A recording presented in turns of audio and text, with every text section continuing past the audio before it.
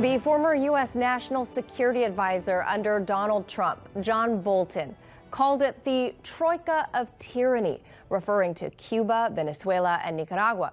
Now, for most of the 20th century, the U.S. has had frosty relations with Cuba, to say the least. In the 21st century, the U.S. and a few of its allies anointed Juan Guaido as their chosen president for Venezuela, a move some 80% of the world rejected. And now the U.S. has its sights set on Nicaragua again under the Biden administration. So what do these three Latin American countries have in common? Well, they're all run by leftist governments who resist U.S. influence and exploitation by the West. So to talk more about Nicaragua in the crosshairs, we'll bring in a man who's had firsthand experience with its president. Is Dan Kovalik. He is an author and professor of international human rights at the University of Pittsburgh School of Law. His newest book is called Nicaragua, A History of Intervention and Resistance. Dan, thanks for joining us. First, I'd like to address the U.S. State Department's framing of Nicaragua. If you go to their website to see their remarks on the country, they describe it as having descended into this sort of dystopian nightmare run by an authoritarian Bonnie and Clyde, in this case Daniel Ortega and his First Lady, Rosario Murillo, also serving as in the capacity of vice president. How fair is this State Department depiction, and how might you characterize the Nicaraguan leaders? I would say that characterization of the State Department is incredibly unfair, and I find it very rich and very hypocritical of the U.S. that supported a brutal dictatorship in Anastasio Somoza and his two sons from 1934 to 1979. I must, remind people, if they don't know, that the third Somoza killed 50,000 Nicaraguans in the last year of his reign between 1978 to 1979, fully supported by the United States. And by the way, those numbers are staggering, given that at the time, Nicaragua had about 2.5 million people in toto.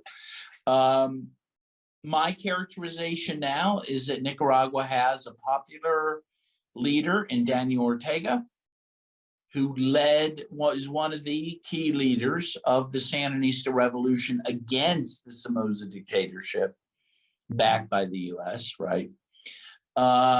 His popularity numbers are huge. The last poll I saw showed him at about 70% approval, the second most popular president in the Americas, second only to the president of El Salvador, meanwhile very much more popular amongst his people than the president of the United States, Joe Biden, who's hovering around 30 to 40%. So I think this characterization of the State Department is incredibly unfair. By the way, I've been to Nicaragua 3 times this year and traveled throughout Nicaragua on a bus, seen a lot of it. I've been going to Nicaragua since 1987, and I've seen the incredible development since then. And it's nothing like it used to be. I mean, there aren't kids living in rags anymore. There aren't these beggars on the streets you used to see. It's a very prosperous country compared to what it used to be. And I got to tell you, it's a lot more prosperous in many ways than I see on the streets of Pittsburgh, Pennsylvania, where we have, tent cities with homeless people and huge crime rates. So no, this is not a fair characterization. So part of the State Department's page on Nicaragua points to a crippled economy. They address U.S. sanctions on the country, but neglect to link the two things.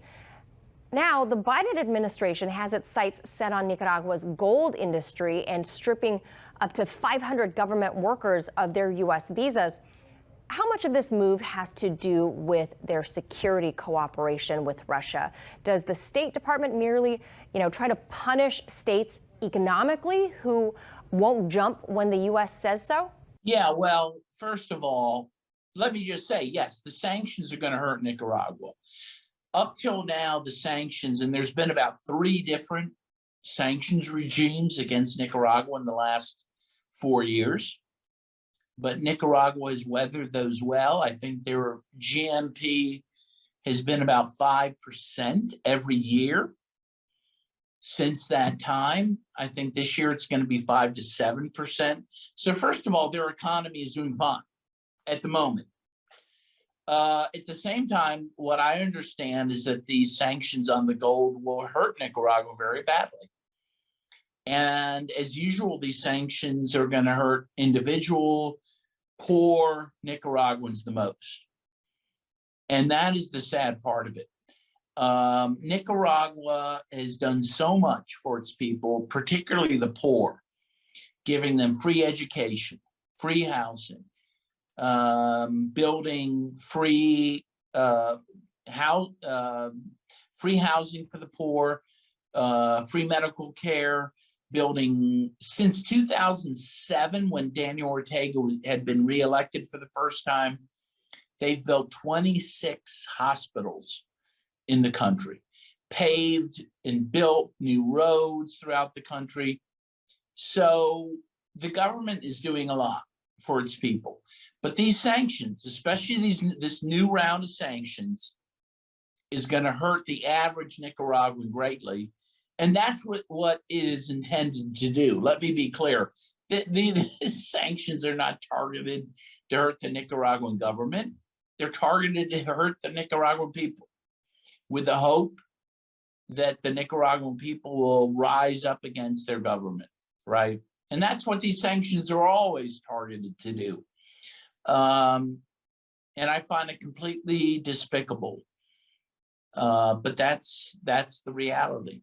Now, for Nicaragua's part, according to the U.S. CBP, the Border Protection, they say they've had more than 164,000 Nicaraguan migrants at the southern border this year. That is up 3 times from 2021. What is driving these people out of their home country? Yeah, well, first of all, let me say, and I've just written a book on Nicaragua, by the way, that as of recently, very, very recently, Nicaragua has not been sending very migrants to the border. That when they talk about the migrants from Central America, by and large, they were not from Nicaragua because the country was doing very well. I do think that this new wave of immigration is being spurred on by the sanctions, which are starting to have an impact on that society, on the economy, and slowly, taking away jobs from the Nicaraguan people. So I think that's a big part of it. But also, people have to also realize, and there's a lot of detail to be talked about this, but in 2018, there was a very violent insurrection against the government that the U.S. supported with millions of dollars. It was very violent. About 200 or so people were killed during that violence. Many public buildings were destroyed. Many policemen were killed during that time. It was a very difficult time in Nicaragua. It did hurt the economy, particularly for the annual year 2018. And I think that led to this increase in migration.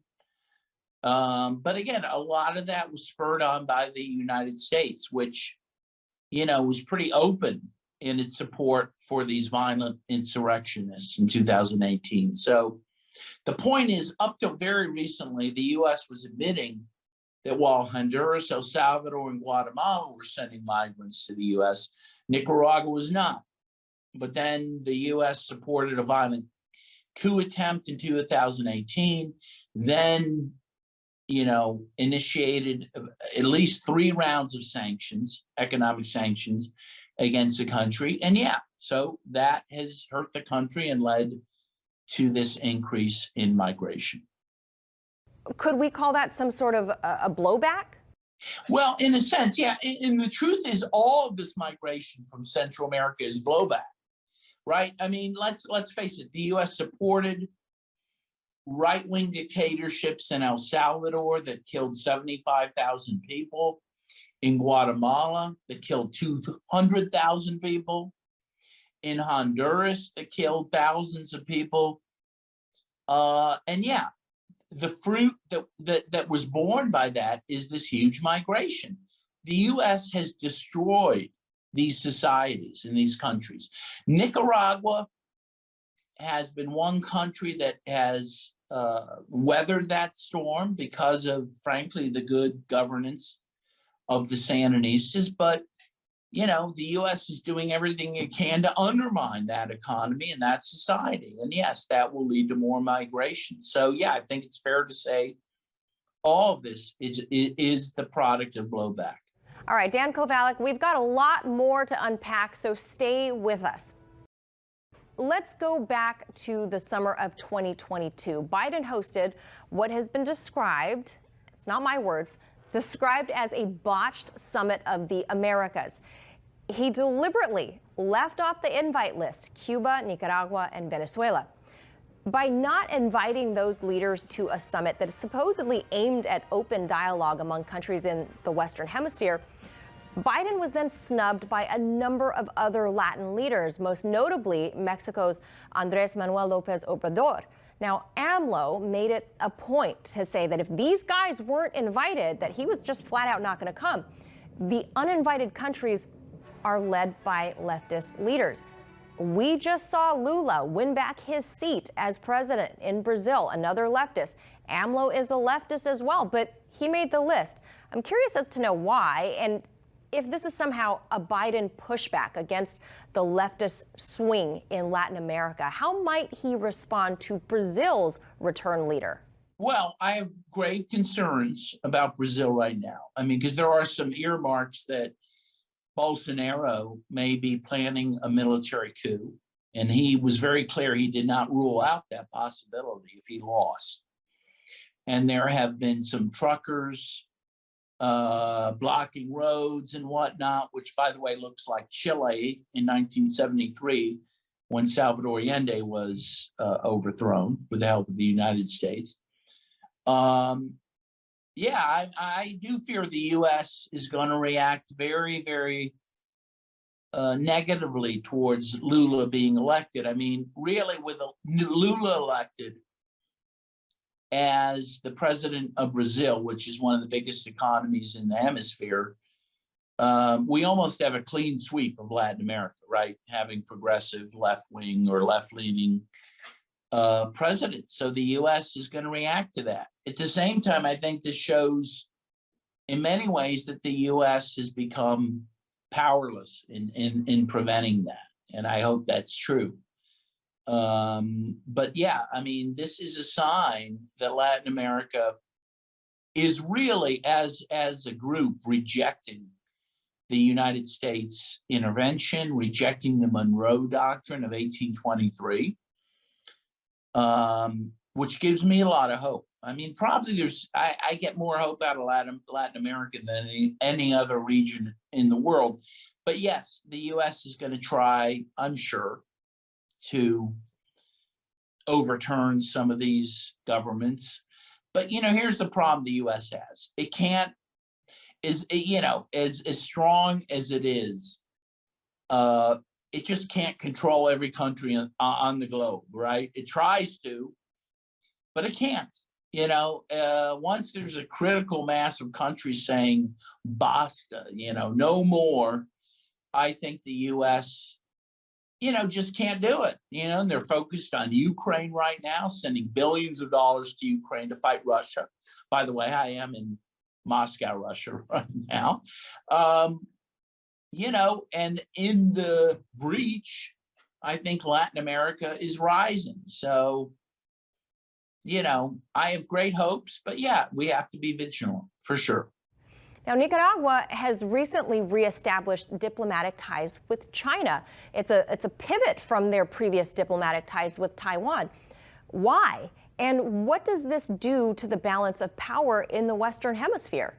Yeah, so let me explain a little bit about that. First of all, so under Somoza from 1934 to 19, well, really, I mean, to the 1934 to 1949, let's put that out. But from 1949 to 1979, Somoza recognized Taiwan, right? And not the People's Republic of China.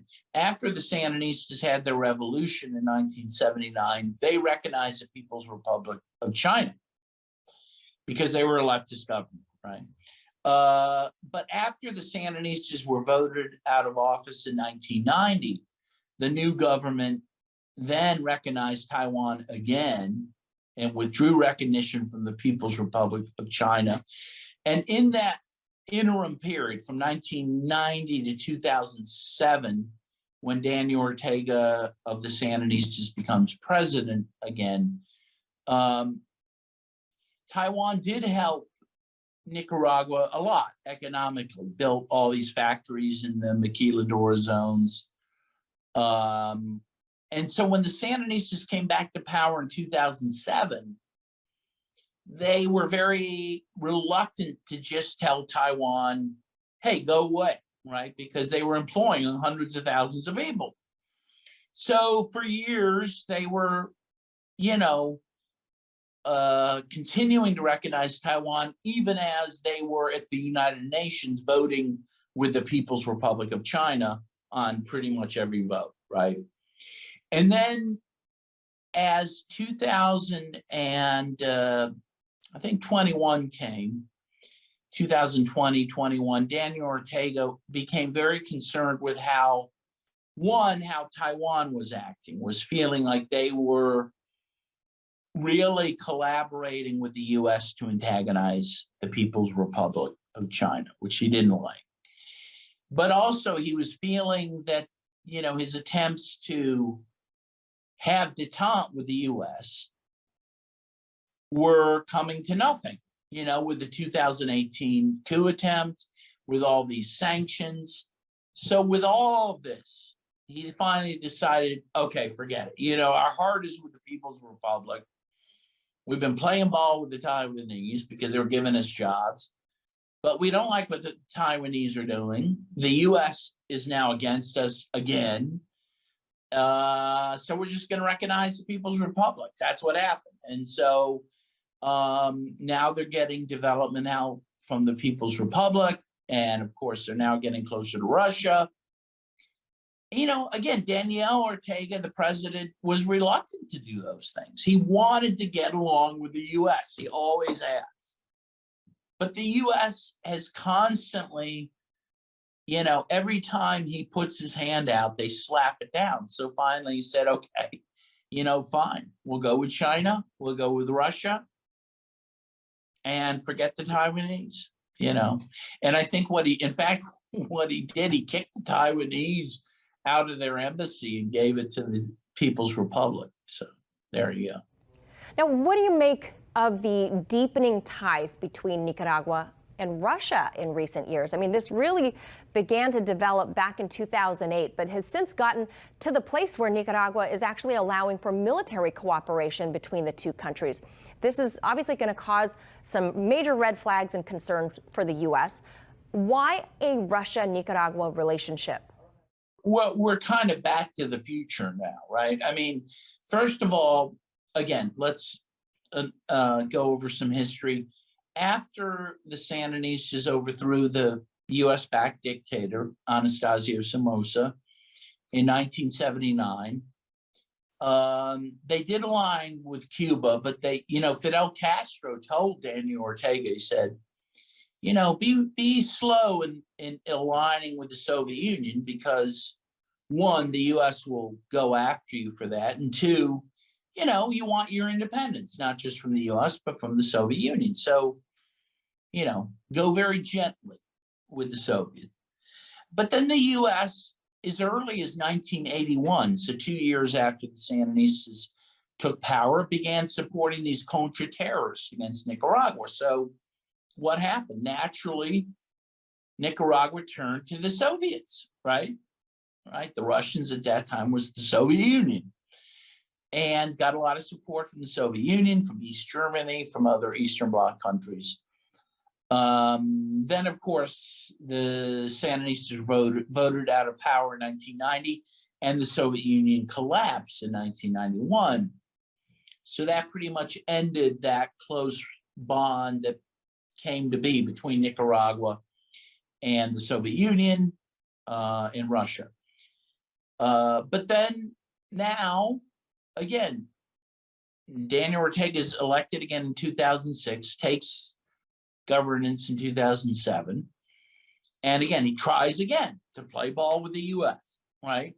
The U.S. is close to him, wants to trade with them. Culturally, Nicaragua is closer to the U.S. than Russia.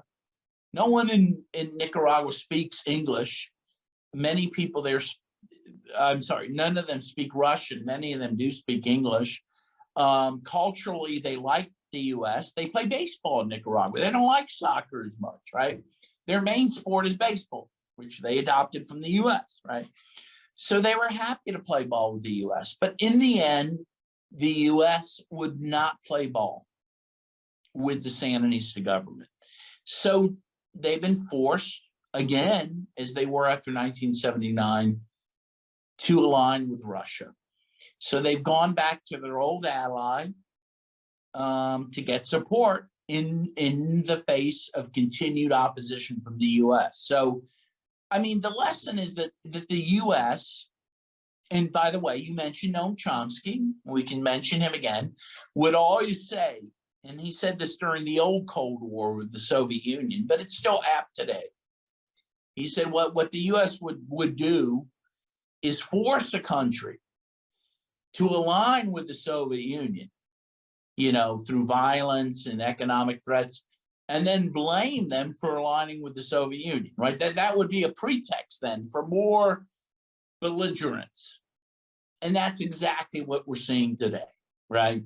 The U.S. bullies a country like Nicaragua, freezes them out economically, and then forces them to align with China, to align with Russia, and then blames them for doing it. And that's what has happened. President Ortega is now being described as something of a firebrand in the West after his 2022 UNGA appearance, where he ripped into fellow Latin American leader, President Gabriel Boric of Chile, calling him an American lapdog. Now, Boric is self-described as a left-wing politician, so why the mudslinging there? Well, Boric is not that progressive, is the truth. In fact, he's been very repressive against his own indigenous population. Even when he was elected, a lot of leftists from Chile were saying, look, he's not that progressive. And I think that Ortega saw that too. But also, let me just say something. I don't see Ortega as a firebrand. I've actually met Ortega a few times, and I've been in his presence a number of times, listened to his speeches. The truth is, he's not much of a firebrand. The truth is, he's a pretty shy, soft-spoken person. He feels more comfortable in the presence of, working people and peasants than he does with intellectuals, even though he's a legitimate intellectual himself. And the fact is, most of his support comes from workers and peasants, right? So, but he's not, I've also heard Fidel Castro speak in person. I've heard Hugo Chavez speak in person, and he doesn't have that kind of bombastic way about him that they do. He speaks in a very calm tone, kind of almost like an educator, and talks very historically, etc. So I really kind of balk at that idea that he's a firebrand. I think he's just a very nice guy, is the truth of it. So Human rights attorney, professor, and author Dan Kovalik, thank you so much for sharing this very candid insight with us.